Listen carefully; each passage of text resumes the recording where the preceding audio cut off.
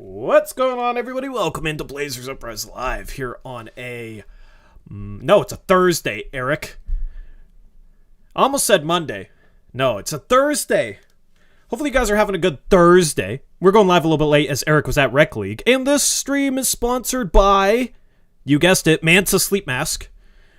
You can check out their wide variety of different specialty sleep masks. I've been using the sound mask regularly, meditating, falling to sleep to all sorts of different sounds, relaxing myself. It's been an awesome product. I love this company, man. So just had to show off the sleep mask. All right, just starting with the sleep mask on because we're getting into the sleepy portion of the off season.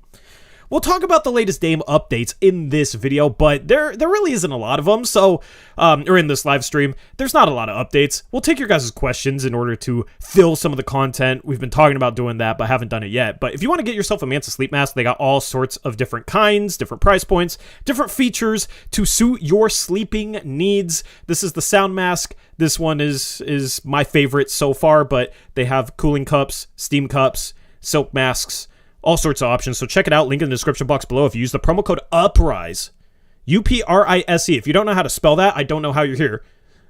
But UPRISE for a 10% discount. Thank you to Manta Sleep Mask for sponsoring the stream. And I'm going to wake back up, and we're going to get things rolling here. Eric, so you came off Rec League. I had Rec League today. Started the stream late because I didn't want to talk by myself about... I mean, there wasn't a whole lot to talk about regarding this Blazers team. So let me make sure I unmute you too, because I had my mask on. I couldn't unmute you. I couldn't see anything. I was seeing all blackness, no light. So I didn't want to talk about this Dame situation without you because you know more about it than I do. You've been kind of the go-to, in my opinion. So we're just, I don't know. First off, how was your day? How was your Rec League game? How did you do? How did your team do? Rec League game was good. We won. Team didn't play particularly great, but did just enough to win. Yeah, I played all right. Not great, but not bad either. Did you How'd you play? So you see this? I don't know if it's showing up on the camera. I saw a picture of it. Yeah, well, I posted it in our Discord chat. Yeah, so I elbowed the hell out of somebody's forehead today. And I left a mark, man. I don't know how he wasn't concussed. Yeah, that didn't feel good. It hurt my elbow, so I can't imagine how it felt for him, but no, man, I had to play out, like, pick the ball up high, which I do a lot, but I don't go elbows out, and I've never had a problem, like, elbowing anybody. And yeah. I was driving, dude was trying to poke at the ball, and the guy I was driving against just kind of shoved me, like, bodied me into his teammate who was trying to reach. Just elbowed him in the forehead, full speed, inadvertent. Yeah, it was tough. But I played good. I played a couple games. Felt quick today. Tuesday, I was super sore, and then today I felt quick. I actually should have had a baseline dunk, except I back rimmed it, because I always, when I get high enough, I always try and dunk it too hard, because I don't want a baby dunk, you know what I mean? Yeah. I don't just want to say, oh yeah, I dunked, and it's a rim grazer. I want to, like, dunk, and I back rimmed it, so. Dang, man. Yeah, sucks. So nothing to brag about in terms of throwing one down today, but yeah, it was a good day. Shot well for the first time in like a year. Nice. Not quite a year, but I've been in a slump, so kind of broke out of it a little bit. Anyway. Hello, chat. Welcome. How's everyone doing out there in Chatville today? Is my chat frozen or is chat sleepy? Does chat have their Manta sleep masks on? Umar, bro, I need like 2 to 3 inches to dunk. Start doing those Pilates, plyometrics, whatever, something. I've never done them personally, so that's why I'm back rimming things. But you know, it's possible to get that extra. I'm just gonna stop myself right there. Anyway, hopefully you guys are having a good day. Let me know what you did today down in chat. We're gonna talk Dame and we're gonna take Q&A questions, and it's gonna be a shorter stream than usual. So Eric, my prevailing question, the question that I used to title the stream, because I'm basically running out of titles at this point regarding a Dame trade. Like, if something happens, it's easy to title the stream, but nothing's really happened. So this was the best I could come up with for today. Do you have any idea when or what the timeline of a Damian Lillard trade is going to be? Or are we just going to be sitting here like, who knows? It could be tomorrow, but it could be next year. No clue, except for it'll probably happen when I'm on vacation in August, and yeah, that'll be horrible. And I'll have to carry that stream. Sick. Yeah, honestly, I don't have any information other than it seems like pretty much Dame's camp, the Blazers front office, and the Heat front office are all frustrated with how things are going. And I'll just say this: I'd be into training camp, maybe into the season, and like, will Dame play or will he sit out? I'd be really surprised if they waited into the season to make a deal happen. I think it's more just theatrics at this point to make it seem like they're holding out for as much as possible. But ultimately, I think before the season starts, they will accept whatever the best offer on the table is by the time the season starts is. And I think they're just hoping that as less players become available, more teams start to panic. If James Harden gets dealt to the Clippers, I think that's a pretty good sign that the Heat will probably give up a little more if they're not offering the max they can right now. But also, Hero might be a good player for the Sixers. Too bad they wouldn't give up Maxey for him, so I don't know who they would give up. Maybe you get some of the assets from the Clippers trade. I don't know. But yeah, I'd just be surprised if this lasted into the season. Yeah, so Dave Chan has a good question. What side do you guys think is holding up that trade? Well, it depends on who you talk to. The Blazers will say it's the Heat not providing a good enough offer. Mm-hmm. Dame and the Heat will probably say it's the Blazers, not Dame will say it's the Blazers not holding their promise once again. And the Heat will say they're offering everything they can. They can't really make more appear. So yeah, maybe the holdup is simply waiting for Hawkes to get to become trade eligible, which would happen, I think, August 1st, or it's either July 31st or August 1st, one of those days. Yeah, once you get close to that day, I mean, trade could happen at 25th and be pending for 5 days. Yeah, so maybe it's as simple as that. But in my mind, well, all the reports are that Portland's just sitting there waiting for Miami to offer more, which in my mind is silly, if that's what's truly going on, because Portland should have been authoritative from the beginning and said, this is what I want from you. Call back when you have this offer, not, oh, call back and give us your best offer. You know, like, you should know what the Heat have to offer. We know what the Heat have to offer. Like, you should tell them what you want from them and not to call back like Masai Ujiri did to Cronin for 2 years now with Siakam and OG and stuff. Just say, I want this, this, and this, and I demand that the best possible package for Hero, and until you get close to that, don't call back. And instead of just like, call me and give me your best offer. Like, you know what their best offer is, right? That's why we're in a weird spot with this whole thing, because, I mean, I said it right when Dame was requesting Miami. I said, you have a certain baseline they have to meet to get a trade done, and you state that baseline, and then it's up to them to figure it out, right? Like, it's not even something that Cronin should really have to negotiate.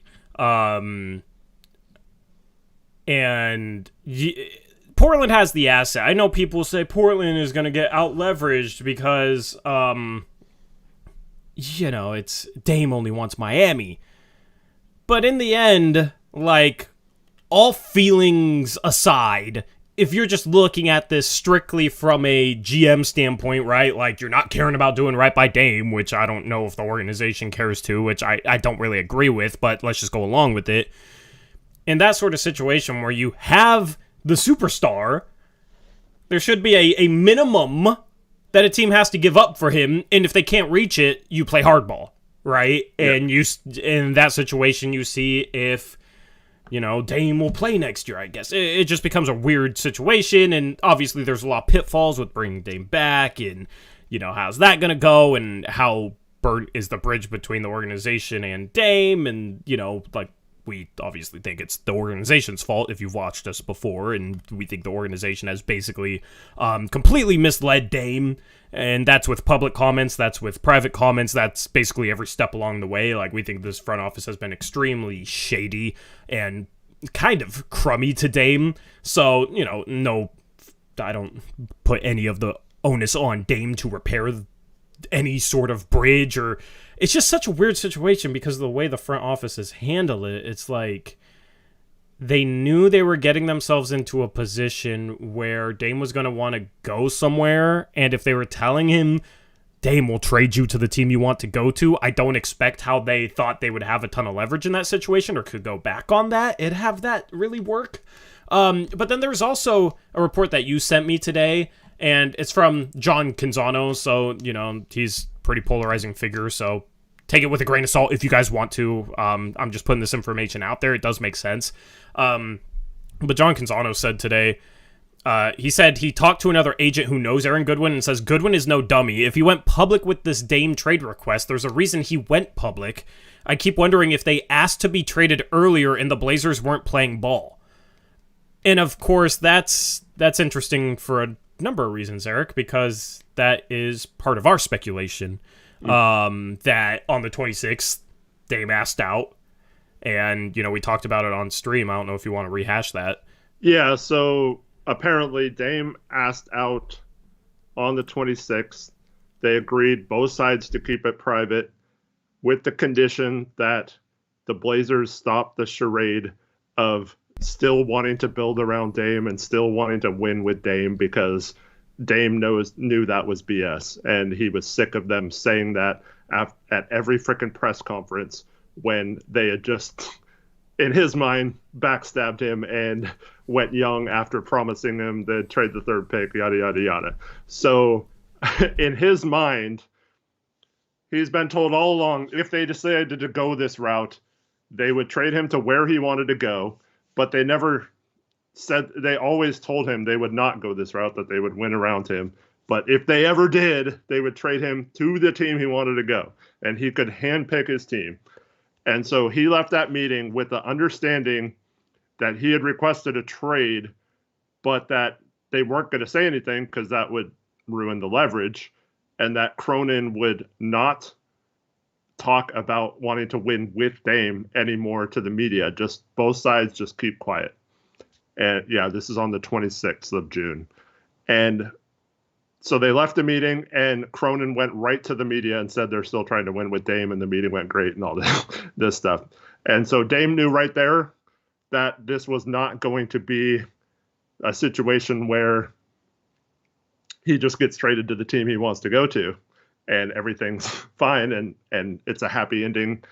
Maybe not what Dame wanted, but at least the organization did that part, or upheld that part of it, And so, yeah, Dame was pissed, and then that's when allegedly his agent called all these teams that Joe was like trying to convince him to stay because he was close and planted seeds on with, and all those teams said that they weren't even talking to the Blazers about trades anymore. And so Dame immediately knew after that meeting, once Cronin did that he was full of crap and a liar, and knew that they were basically forcing him out and trying to make him look bad in the public. And that's when him and his agent decided that they had to play dirty too, and that's why they came out with the trade request, and why they said very vehemently that they would not play for any other team and stuff, and that they would only play for Miami and things like that, because they have to use their leverage as well. Yeah, because if there's any bit of trust left, there's no reason why this had to go public. Right? There's no reason why Miami even had to know. Yeah, because like, you could have said the whole time, like, oh, well, we're going to trade Dame, but like, we have all these teams that we're interested in. Like, Dame wouldn't have gone to Miami and told them that that's the only team he'd play for. I mean, Jimmy and Bam might have figured it out, but you could have leveraged them into thinking there were other teams that were bidding. Yeah, and just the fact that this went public says something, in my opinion. says something more than Dame wants out. It says something about the trust between Dame, Aaron Goodwin, and this Blazers front office, which I think is completely gone. So it's like, in the wild hypothetical that this drags on longer than we expect, and maybe gets into training camp, like, if you have zero trust and you think your front office lied to you, misled you, tried to run you out of town, and tried to make you look like the bad guy in the process, I mean, how can you, as a man, like, play for that team? Mm-hmm. Like, how can you give your all for that team? Maybe Dame could find a way to do it because he is a true competitor, and that's what I've always respected about him, but man, like, if I was a player, even if it was our Portland Trailblazers, if I was an NBA player and Portland did this, like, I'd have a hard time just coming back and like, okay, well, I'm here, you know, I'm gonna give him my all, like, I don't see how you don't completely check out from an organization that does that to you. And we can have the argument that people have had, like, oh, well, you know, like, the organization, you know, didn't actually mislead Dame, they just had nothing on the table, and blah, blah, blah, blah, blah. I mean, like, you and I have heard enough to the contrary to absolutely 100% believe it. We talked about it on Monday. But regardless, like, this is how Dame feels. Like, this is how Dame feels. So even if you think that there's nothing else the organization could have done any better, like, that's not how Dame feels, and the public trade request proves that, in my opinion, because I don't think they would have gone public. Yeah. And, you know, that's why that John Canzano report is interesting, is because, like, that's true, but that's just logical to speculate as to why specifically it went public in this manner, because it could have been something as simple as they both request privately and they both agree, okay, we're moving on, right? Like, Dame wants out and the front office is going to trade him where he wants to go, but you don't go public with it so that the organization can get back as much as possible, and then both sides can say, we mutually agreed to move on, right? Like, simple, boom, boom, no burnt bridges. Like, there is, the fact that it got to this point is super messy. It's super messy, and I think it just shows the lack of trust in this front office from Damian Lillard. Now, I know what some people say, Eric, it's that the organization actually wanted to keep him. I am so tired of the argument that the organization wanted to keep him when every step they've taken has been basically to drive him out of town. Mm-hmm. And everything they've said has been misleading and contradictory. They're obligated to push their chips all in. And there was stuff on the table. Like, I've heard enough to, like, be very confident that there was stuff on the table the Portland Trailblazers could have done. You don't have to believe me on that. But that's why I hope that we do hear from Dame's side of things, because there is obviously more. No matter how you feel about this situation, no matter what you think is true, there is obviously much more to this situation than meets the eye. And that's the part that I want to get hashed out in the end of this whole thing. Yeah, two things. One, people keep talking about Jeremy Grant trades and he can't be traded till January 15th. So that's not going to be possible. But we can't sign and trade him anymore because we already signed him. Yeah. And that's not how sign and trades work either. But anyways, yeah, two things on Dame. One is, remember how I said the team was starting to turn on him at one point, or becoming annoyed with him? So I heard a local radio show that's usually very pro Cronin, because they're on right after another certain Blazers podcaster who is very pro Cronin. And this was a show from a couple weeks ago. I've been listening to back episodes, and yeah, they were talking about how they were hearing that the organization was annoyed with Dame. They began feeling like he was Aaron Rodgers, every summer. Aaron Rodgers, the last is an NFL player, if you don't know, but he's like threatened retirement, and will he come back and play or will he not? I don't think it's the same way, because not even close. Retirement's different, and also, I mean, like, Dame wants to be here. Like, he's not wishy-washy. Like, if you truly did want to build around him and did try to build around him, that's one thing. But they became annoyed with these demands that Dame was having that we had to trade the pick or whatever. But it's like, you're the one who promised them those. Like, you're the one that's been saying all along, and now you're annoyed that your own words are.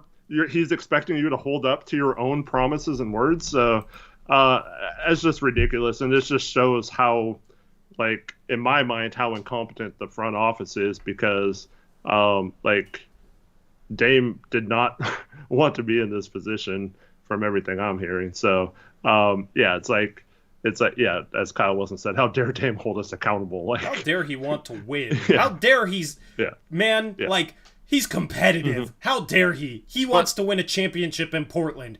Don't we all want that? They have not made the moves to make that happen. I mean, just plain clear throughout his entire tenure here. Yeah. We can argue on specific moves, but we can all agree that they have not made moves to make that happen. But here's the thing, though. If you decided that you didn't think the cost of trading Scoot was worth keeping Dame or the consequences of that, let's just say like Jaylen Brown or whatever. Let's just say you didn't think, even if you did that, you didn't think with the financial restrictions that you could field a good enough team, blah, blah, blah. That's fine. Like, it would have sucked. Like, I would have still been mad, of course. But I would have at least respected that they just said, you know, like you said earlier, we mutually agreed that it was best for us if we go the route of keeping Scoot, and Dame, we're going to do what's best for him and get him to a place where he wants to go. So that's why I think Dame is pissed right now, because they always told him if it came to this, it would be amicable. And it even came out weeks before this. I forgot if it was Woj or who it was, but someone said that if Dame were to request a trade, like, the team would accommodate him. But it doesn't seem like from the time he requested a trade that they're accommodating him at all. So from Dame's perspective, they're just not willing to accommodate him. And I know some of this is Miami. I'm not like saying they don't deserve any of the blame here, or Dame doesn't deserve any blame, but this all could have just been handled behind the scenes, and an alpha GM or someone who knew what they were doing as a GM would have handled this much better, in my opinion. And because they would have prepared for it, right? And yeah, we talked about that too, how they shut down calls for Damian Lillard until he requested out. So I think they've known what it's going to be this offseason since potentially late May. Yeah. Like, that was, Eric, that's 2 months ago. Mm-hmm. Yep.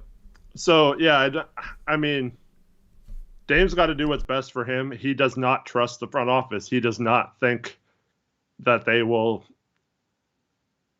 you know, fulfill their last promise to him, because they sat there and lied to him to his face after all the drafting of Scoot and all that stuff. They were still lying to him, to his face. And so Dame, I mean, he's super loyal, but you also, when someone's super loyal, you don't cross them, because like that's a bridge that's going to be hard to repair.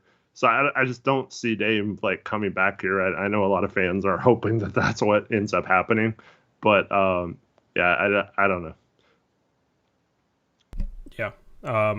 I mean, I hope we hear the truth, the whole truth, because yeah, I just hope we find out. You know, if we were making stuff up, I wouldn't be sitting here saying I hope we find the truth out. Yeah. Because obviously, but here's the thing though, Cronin can still have leverage. If Cronin handled this better, he would have still had leverage. But he can still have leverage because he has Dame, because he's trained for Dame. I will absolutely not buy the excuse that Cronin had no leverage if he gets fleeced by Miami. Because they're already setting it up for that. They are already setting it up. But that's the thing. There's always an excuse set up. There's always an excuse set up. For Cronin, for some reason. And if that's the thing. When there's excuse after excuse after excuse set up for a front office, you have to start questioning those excuses and questioning how the front office is going about things. Like, here's why. I mean, we've already explained how this could have been handled privately, and they could have extracted stuff out of Miami because Miami didn't have to know that Miami was the only list on Dame's team. Like, I don't think Dame and the organization, if they agreed, okay, well, we're going to trade you to where you want to go, I don't think it would have been like Dame sitting there or Aaron Goodwin sitting there like, okay, well, we're going to go tell Miami that we want to go there and you're going to trade us there so that they can give you back less. Because, I mean, in the end, Dame doesn't care about their draft pick in 2028. Dame didn't care about our 3rd overall pick unless it was traded this year. So he doesn't care about the draft picks they have to give up. Like, they're going to try and make it happen. They're going to try and end up in Miami.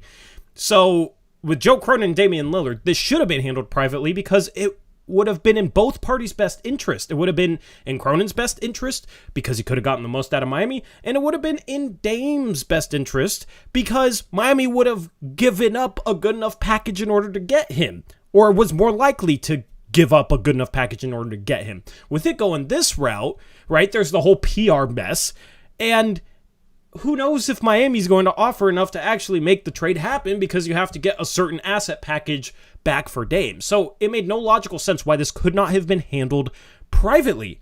So that is a major failure on the front office's part. Just plain and simple. And the people that think that Dame is at fault for this entire situation will find a way to say, well, Dame just wanted to screw us over, or, you know, it'll be a victim mindset as an excuse for the front office, but that wasn't in Dame's best interest. That wasn't going to make it any easier for him to get to Miami, right? So I'm not buying that excuse for that reason, but also with where we sit now, Cronin doesn't have to take a crappy package. He can play hardball. He can take it to training camp, and if you're Miami, you lost guys. And you're trying to play for a championship. You made the finals last year, but at this point, they are currently worse than they were last year. And they were minutes away from not even being in the first round because they had to play their way in through the play-in. They lost the first game of the play-in, right? They had to win the second game of the play-in just to even make it into the playoffs. So it's not even a guarantee that they make the playoffs considering they got worse because you do have a lot of okay teams in the East, and Miami has been more of a playoff team than a regular season team the past 4 years. So Miami needs to make this deal happen. Dame is the perfect player for them. Like, at some point, if this drags on long enough, you would assume that Miami gets desperate and says, okay, screw it, we're not going to hardball about a 2030 first-round pick. Or we're not going to hardball about changing the protections on a first-round pick to OKC so you can get a 3rd first-round pick, right? Like, that's where Cronin can just sit there and say, meet this benchmark. Don't call me until you meet this benchmark. Once you meet this benchmark, then we can talk. And then just chill. That's all he has to do. He doesn't even have to do anything. He just has to say that. That's all. And then he can go on vacation for 2 months. In your mind, what is that benchmark? At the very least, if you want to play hardball, 5 first-round picks. At the very least, 4 first-round picks. 3 swaps. So come to the table with 4 first, right? Yep, come to the table with 4 first. Yeah. Because I think they can open up 3 of their own, and then you got to get at least 1 for Hero. Yeah. But I would honestly maybe say 5 first. Yeah, because I think that might be the holdup, because I don't think Hero is going to ultimately end up getting you 2 firsts. Maybe 1 good first, but I don't think he's going to end up getting 2. And if it's 2 like lottery protected versus 1 like unprotected or slightly protected, I'd probably rather just have the 1 anyway. So I think that might be the holdup. That's where you say, you know, if you have 4, come to the table, we'll talk, and then you see what those 4 first-round picks are, and 3 swaps, and I would sit there and say, but if you only come with 4, we want Hawkes back too. Like, we want, you know, we want Hawkes maybe Martin. We talked about this last stream, but if you would have been proactive about it before the draft, knowing that you were keeping Scoot, you could have picked who you wanted at 18 and gotten 3 first and a first for Cam Whitmore. For Hero. Yep, could have had Cam Whitmore and MVP. I mean, but they did not plan this out because they should have expected Dame to ask out. They should have been on this before. They should have been on this a month ago. It's July 20th. The draft was June 22nd. Yeah, they should have been hammering this out a month ago. In my mind, since they're waiting this long, you might as well wait till Hawkes is available, right? So you have to get Jovic and Hawkes, and you have to get the 3 firsts from Miami 3 swaps from Miami, and at least 1 first from Hero. As long as you do that, so that's 4 first, 2 players who were recently drafted in the first round, and 3 swaps. It's still not like the greatest package, but I think that's enough to where Dame's happy. You get him to Miami. They gave up the maximum they could give up pretty much, and I think all sides are happy. If you can get more from another team for Hero, like the 2 picks you talked about, that's great. Maybe you talk him into trading Caleb Martin too and getting a first that way, maybe, or maybe like you get a bunch of seconds or something, or maybe the team that's giving up or getting Hero has a young player too. That's yet to be determined. But I think that's the baseline. 4 first, all pretty much unprotected. At least the 3 Miami better be unprotected, and then the 3 swaps unprotected. 4 of those picks would be 27, 28, 29, and 30.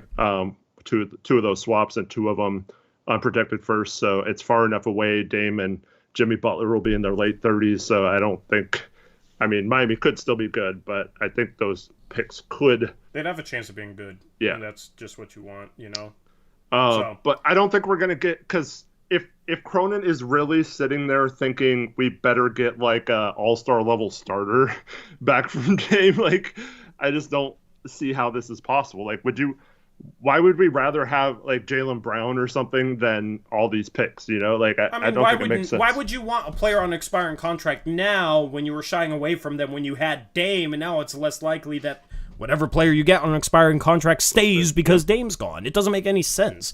It makes absolutely 0 sense to go after Jaylen Brown. He's probably gone a year from now. Or what? Okay, so we get the 12th pick in the draft this year, guys? Like, and then potentially lose Jaylen Brown? Like, what does that achieve? It achieves literally nothing. It literally makes our future worse then in such a scenario, because instead of maybe having the 3rd pick or the 5th pick, we're getting the 12th pick. Mm-hmm. And we're not winning it. We're like, that team is still not going to make noise. And it's sure maybe Jaylen Brown stays and we contend like 4 years from now, but win now soon mode. Why are we now in win now mode? Why not before? Like, it doesn't make any sense, Like, it just doesn't make any sense. So there better not be some crap like that, okay? Like, I want Jaylen Brown with Dame. I don't want Jaylen Brown for Dame. That makes no sense. And why would we pay Jaylen Brown like $50 million when we weren't willing to pay him that before? Yeah, but like Dame, you can't have him on his max contract. What are we talking about here? So in the end, Cronin is still in control. Mm-hmm. Cronin has Dame right now. Miami wants Dame. Cronin is simply in control, and maybe it's harder for him, but that's the thing, is like any situation that isn't easy for him becomes there's nothing he could have done excuse for him. And I'm so tired of that. Like, you guys are going to hear a ton of excuses for Cronin not having any leverage once a Dame trade happens, but he can play hardball, right? He's already taken it to this point. It's July 20th. He can take it to training camp if the offers are really that bad. In the end, Miami is going to have to pay the price because Portland has the asset. And Portland doesn't just have to give away the asset at this point because they've, just from Portland's point of view, I don't agree with how they've gone about everything, but they've already basically seemingly burnt the bridge anyway. So, what to them, what more is playing hardball? They already burnt the bridge with him. They already screwed Dame over. So, like, they could sit there and play hardball. Like, they have nothing left to fall back on in terms of any sort of amicability or anything. So let's just say, let's pick a random team. Let's say they're willing to give like a 2026 first round pick unprotected for Hero and an expiring contract. And that's basically the best. They exhausted all the Hero options, and that's the best they can come up with, because I don't think Philly can trade a first right now. So even if they trade Harden and are still looking to win now with Embiid, so let's say that's the best, the 3 firsts from Miami and all that stuff we talked about, and then the one unprotected first from another team for Hero.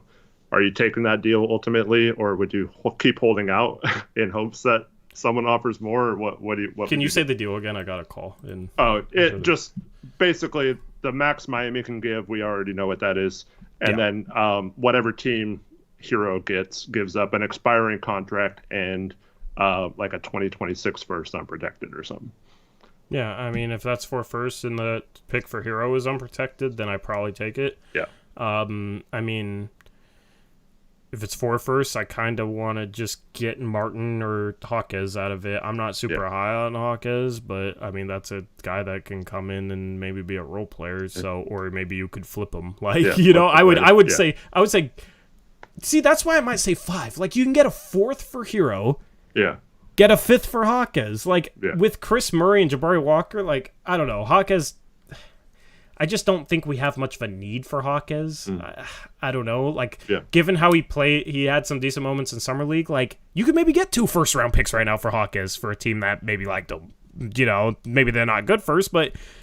And that's kind of where maybe you sit there and say 5 first. Yeah. Like, if they don't really want Hawkes back, if they'd rather have a first round pick, you can sit there and say, don't call until you have 5 first. Like, if you have to flip, Hero and Hawkes for them, which you definitely got to trade Hero. But if you have to trade Hero and Hawkes for him, do it. Yeah. Do it. And then we want Jovic on top of that, and we want swaps. Like, he can sit there and say that, and if they don't meet the price, then Cronin can be the bad guy and whatever. Like, but he should not be scared to be the bad guy, because guess what? If he gets fleeced, he's going to be the bad guy in Portland. He might as well be the bad guy in Miami. He might as well have Dan Le Batard ranting about how awful he is on whatever show Dan Le Batard is on now. That's better than, the people that have had his back, maybe. Well, I mean, they're still going to have his back. So I don't know. But it's better than being the bad guy in Portland. Yeah. I mean, given the circumstances, I think this is going to surprise a lot of people because, I make a comment about what the minimum Miami should give in a trade is. And I get all these people like, you're not going to like it no matter what. And I'm like, well, actually, given the circumstances of everything that's happened to this point, if Joe gets this, at least the 4 first and Hawkes and Jovic or, flips one of those for an extra first and gets the swaps, I'm going to be fine with it. I'm going to say, given the circumstances, I'm never going to be happy. I'll never forgive him for the way he treated Dame on the way out, but he ultimately got him to where he wanted to go. And I feel like got an acceptable offer under the circumstances. In a vacuum, it's not the greatest trade, but like I think it's enough for him. And I've been saying this all along. This isn't like the Utah Jazz last year, who have no stars on their roster once they trade Donovan Mitchell and Rudy Gobert. They needed to get as much as possible, and they get really lucky with Lauri Markkanen breaking out and have a star basically in that trade plus all the picks now. But in theory, the Blazers are screwed if they don't already have at least one of those stars on their roster, and everyone is banking on that being Scoot most likely. And so we already have the most important player for the rebuild on the roster. Now the whole goal becomes filling out the roster and building around them, maximizing the Sharps and Scoot's potential, and finding the right pieces over the next couple years that can be our front court of the future to maximize them. And if you make the same mistakes and don't do a good job of that, this isn't going to matter what our return is for Dame. It's not like most rebuilds. So I feel like you have to be better about finding, an Orlando Robinson instead of, to grow with these guys or some, like, you have to find those kind of players that can grow and be like the Utah example. They get Rudy Gobert at pick 27, I think, in that draft. You have to try to find those players to build with this core, and hopefully they have a high draft pick again next year. Because you're probably going to need a third guy. You're probably going to need a third guy, and getting that third guy is going to help hedge against maybe one of Sharp or Scoot not panning out in the way that we expect, Or maybe Sharp's just not interested in playing defense. I don't know. But also, even if those guys pan out, still having that third guy is obviously useful. And, maybe they pan out in 3 years and that third guy is still young and has potential and it helps you get a win now trade done 2 to 3 years from now. I don't know. So it's just going to be about the follow-up moves after this. Having an extra pick isn't really going to change the calculation in terms of the moves after it. It's just that extra asset, and this organization has to try and maximize asset value, which they have really struggled to do in the past 5 years, especially under Joe Cronin. Yeah, especially under Joe Cronin, in my opinion. Just, we've talked about the 2022 trade deadline a ton. We don't need to rehash that. So, anyway, that's kind of where we're at right now. I do want to read this question, Tori. Yeah, go ahead. We'll start taking questions now, because that's what I was going to say. We'll start taking questions. Let me take this dono. First shout, Dennis Fan, $2 dono. We need Evan Turner. Yeah, Dennis, that's exactly who we need to help tank next year. I would love Evan Turner shooting 15 threes a game. Thank you, Dennis, for the $2 dono. Go ahead. Let's start this Q&A. We'll do 10 to 15 minutes Q&A, and we'll call it good. Zion Botter says, would you guys prefer to get Dame where he wants to go for a slightly worse offer or get the best option available? Are you predominantly Dame or Blazer fan? Okay. Here's the deal. That option we just talked about with Miami, despite it not seeming like a lot, there is not a team right now that is willing to give up more for Dame. So it's not even a question on would I take more?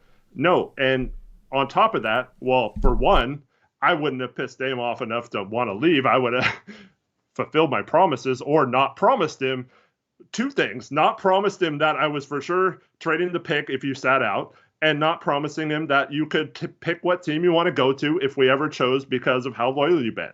So don't promise those things if you're not willing to live with the consequences of breaking those promises. So to me, it's not about being a Dame fan or a Blazer fan. I think the way they have treated Dame, the Blazers organization owes it to him basically to trade him to Miami ultimately. And you can disagree with that if you want. I'm not going to say you can't have an opinion. But in my mind, Dame can use his leverage to make other teams not offer any more than Miami's offering. And the Blazers, aren't going to get a better package. They could hold out till trade deadline next year. They're not going to get a better package for Damian Lillard. So it's just unfortunate that this is what happens when you choose to make the arguably the best player in franchise history upset enough to not want to be here when he has wanted to be here the whole time. Well, also, Greg Hughes says, nothing worse when you guys laugh condescendingly. Here's why I laugh at that. I am tired of people trying to dictate fandom. You either have to be a Blazer fan or you have to be a Dame fan. Guess what? I'm a fan of both.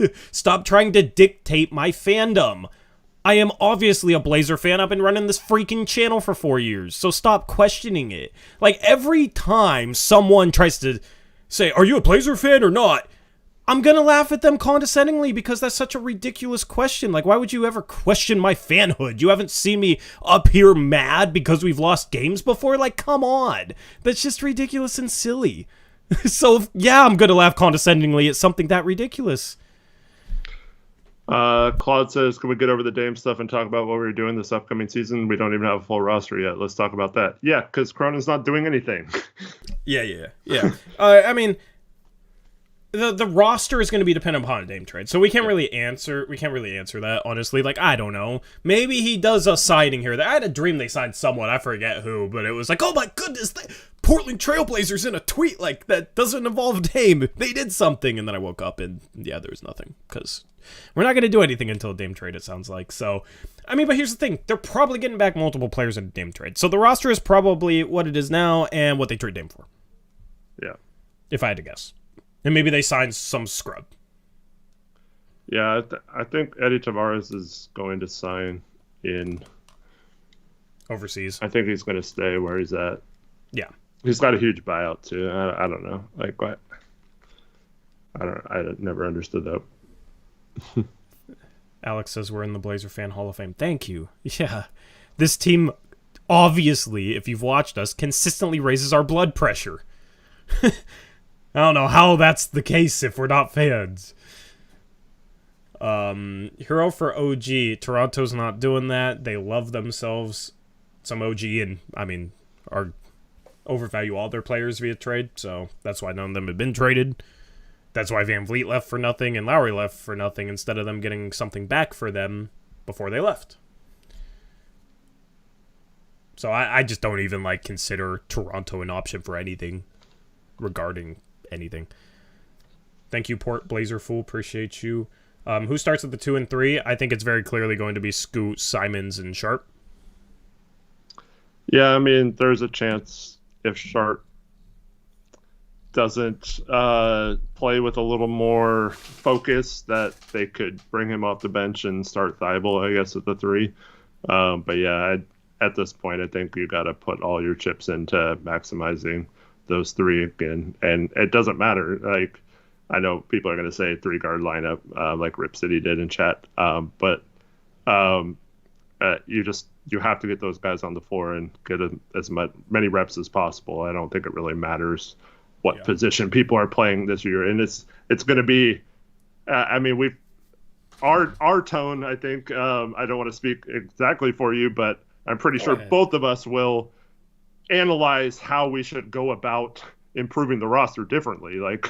We're not going to be suggesting, if we could trade if we had Josh Hart on the roster and we can trade him for a first now, that's good, right? Before it's you're decimating your roster, and not improving it. So yeah, our mindset's going to change a little bit to how we can maximize a rebuild and how we can get as many chances to put pieces around those guys as possible, try to find diamonds in the rough, taking a chance on guys who haven't panned out, or identifying young players that haven't had an opportunity yet, not necessarily Cam Reddish types that have had multiple opportunities and haven't done anything. So I think you're going to see a little bit of a shift on how we approach roster building and stuff like that, because I don't think it really matters that much, although we do need some centers, especially if we trade Nurk in a Dame trade. We do need some big men to help them out. We definitely need, I mean, the league is built on pick and roll, so we need someone who can set good screens and someone who can do something in the short roll. But yeah, our whole temperament will be towards maximizing players that we have on the roster, and also either for trade value if they're a veteran like Jeremy Grant or Anthony Simons down the road maybe, or a young guy. Obviously you want them to pop as soon as possible, so get them minutes, and then, like I said, scour the league, scour overseas, scour college basketball and the G League next year. Now that we have a team, might be a little easier, and find those up-and-coming players that you think will fit perfectly with Scoot especially, and build your roster around him the right way instead of the way you've been building it in the past. But I don't have any confidence in that. Yeah, we'll try and get to as many questions over the next 5 minutes or so as we can. Does Nurkic go with Dame in a trade to get rid of his salary? That is possible. Secular Monk. If Nurk gets traded with Dame, who starts at center? No idea. I don't think they're obviously not on our roster because we don't have other than two ways. Yeah, they would maybe start Chris Murray at center, with Jeremy Grant, and just go super small and just get abused on the boards, and that's fine. But that's one of the problems with waiting, because we've heard it from Joe himself.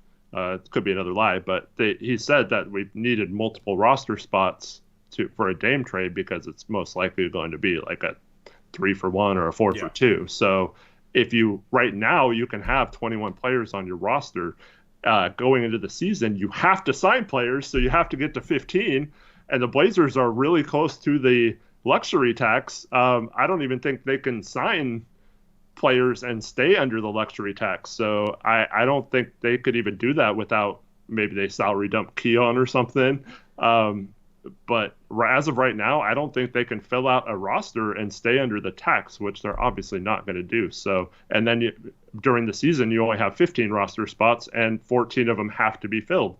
So what are you going to do on a 3-for-1 or 4-for-1 where you have to cut players on your roster? You can't cut players on a trade. So I think that's another reason why I don't think it'll last into the season, and why people are being a little silly if they think it's just going to, like, we're just going to sit Dame out until the trade deadline or something. Flight Lounge says, could the Blazers be more entertaining to watch with Scoot spreading the ball around the floor? If you find that more entertaining, that's your own opinion. Entertaining basketball is the eye of the beholder. So it's up to you to determine that. Let's see. Truly Spencer, I'm not going to speculate on that. It's fine if you guys do. I'm just not going to, on air, I don't really want to speculate on that. Yeah. What other questions? You feel free to read off a question. Just trying to touch upon as many questions as possible. Kevin H, is the draft good next year? It's not as good as this year's, but things can change between now and then. I just think the talent at the top is not as good as this year's. Like, I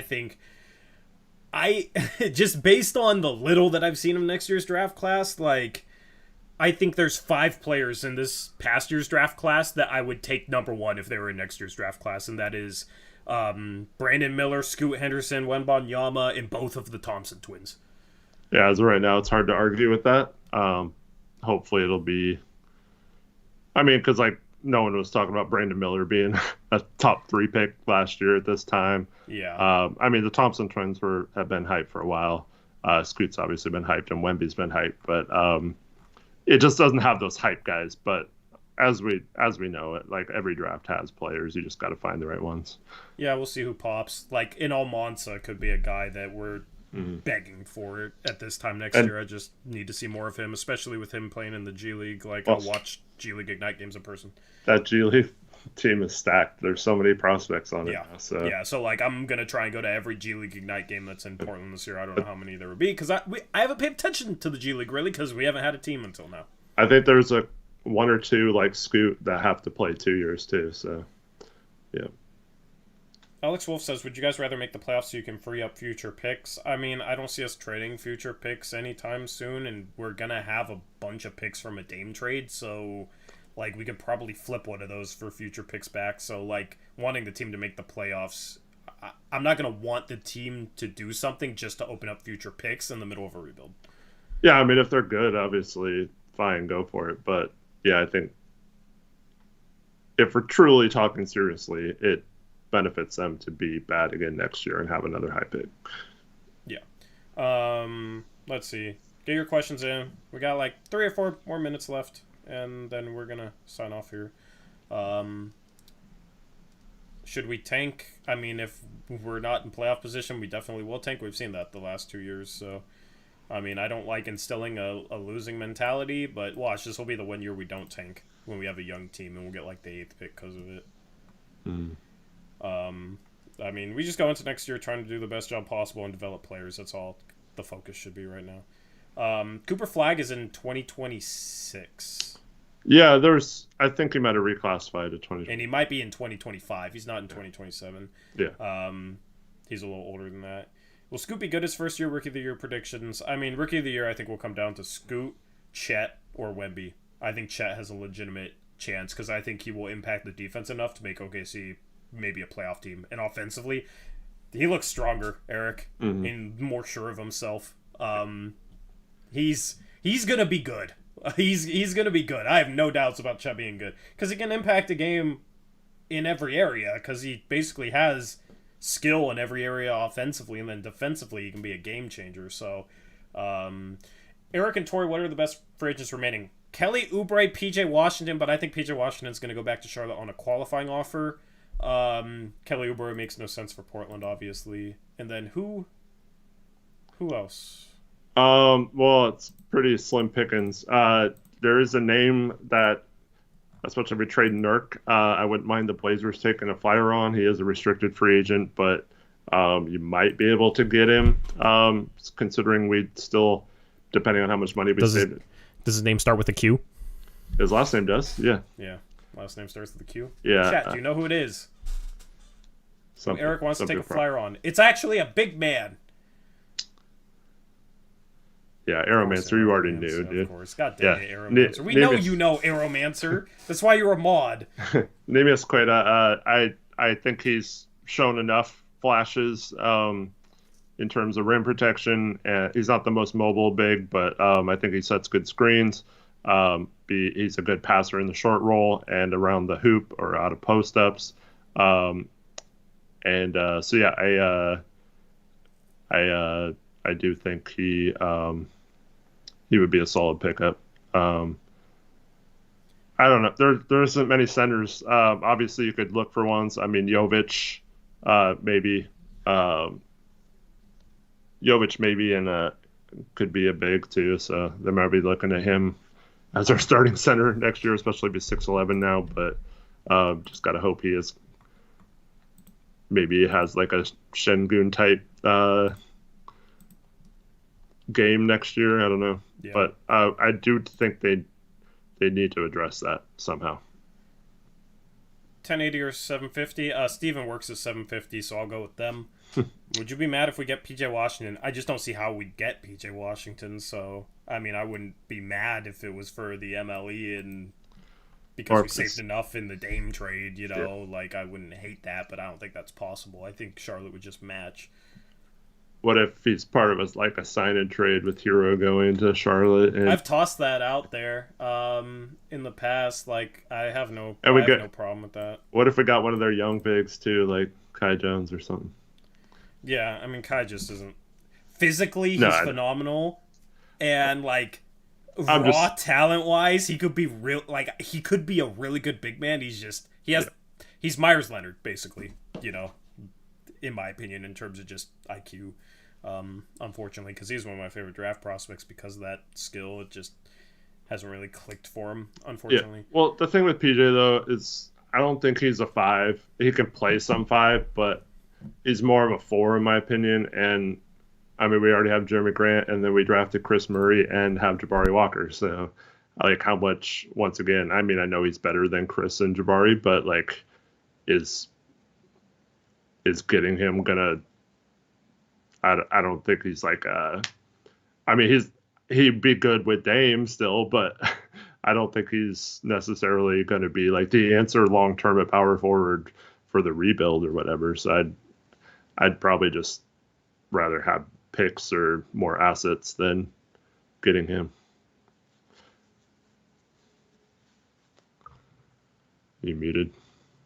Oh, NBA Trailblazers $2 dono. Will Jabari Walker reach Aldridge? In terms of being a multi-time All-Star, no. I mean, who knows, you know? But no. If he does, then I will be more shocked than I am at Jokic becoming an MVP. I think Jabari is one of those glue guy role player types, you know. Hopefully he turns into a high-end one of those, but I think that's probably his ceiling. Is like if he can hit the 3 consistently, be a solid defender and rebound. I think that's about what we can hope for out of him, which is fine. That's fine. Like you need players like that. It's just I don't think he's like a star level like Aldridge. John Nash says Orlando Robinson on December 15th. I mean, if the Dame trade takes that long, then maybe, but. I don't think he's going to be a Blazer. Anyway.